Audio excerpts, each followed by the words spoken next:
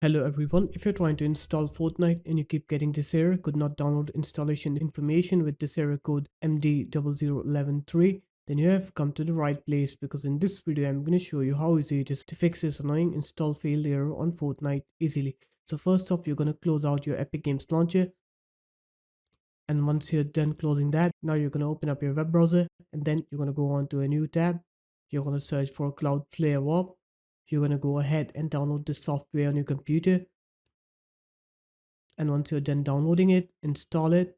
And after you're done installing it, now you're going to open Cloudflare Warp up, and then you're going to come here, you're going to click onto Cloudflare Warp, you're going to click onto the settings icon, click onto 1.1.1.1 with Warp, connect it, wait for it to connect.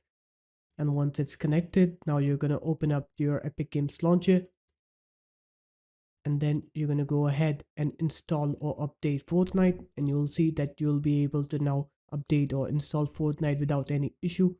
So there it is guys, that's how easy it was. If you guys found this video helpful, make sure to leave a like, comment and subscribe to the channel, and I'll see you in my next video.